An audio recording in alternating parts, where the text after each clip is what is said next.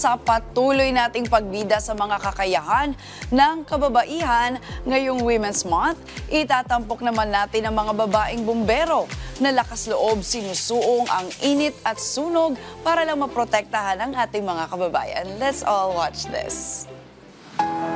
Tuwing buwan ng Marso, pareho nating ipinagdiriwang ang buwan ng mga kababaihan at Fire Prevention Month. Sa pagkakataong ito, kinikilala natin ang mga kababaihan na nasa hilera ng fire and safety. Kaugnay nito, nagsagawa ang Bureau of Fire Protection at Department of the Interior and Local Government ng fire drill activity sa isang mall sa Pasay. Ang nasabing aktibidad ay pinangunahan ng grupo ng mga babaeng bumbero bilang pakikiisa sa layuning Women on Fire. Pinaghalo na po namin ang dalawang selebrasyon sa buwan ng Marso para po ipa-highlight o ipakita ang kakayahan ng mga kababaihan natin, lalo na po sa pagsugpo ng sunog, lalo na yung mga kababaihan natin sa Bureau of Fire Protection. Hindi pa man sumisikat ang araw, nagtipon-tipon na ang mga taga Bureau of Fire Protection sa harap ng mall at ipinaingay nila ang sirena ng truck.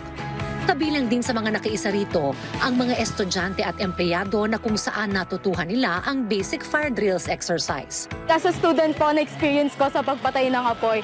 Sobrang saya po niya and satisfying na matulungan natin yung pag-prevent yung mga destructive fires na ma-prevent natin. Bahagi ng tungkulin ng isang bumbero ang mag-apula ng sunog. Kaya mahalaga para sa kanila ang pagkakaroon ng malakas na pangangatawan at para mapanatili ito, nagsagawa ang Bureau of Fire Protection ng araw-araw na programa. Every morning po may reveille po kami. Ano po ba itong reveille na to? Gumigising po kami ng maaga para sa physical conditioning po namin. Iba po yung physical conditioning namin sa umaga po bago magtrabaho at saka bago po kami matulog sa gabi po. Araw-araw po namin ito ginagawa para ma-meet lang po yung physical demands sa trabaho po namin. Ibinahagi din niya na ang pinakamalaking hamon para sa kanila bilang mga babaeng bumbero ay kada buwan meron silang nararamdaman at ang isa pa rito bilang ina naman sa pamilya ay ang pang-araw-araw sa gawain sa bahay. Aniya, talagang time management lang ang kailangan at focus sa trabaho. Samantala, maliban sa basic fire handling, ipinasilip din ng BFP ang ilang kagamitan na ginagamit sa pag-aapula ng apoy.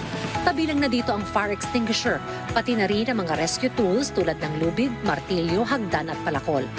Sa kabuuan, naging matagumpayang naturang event.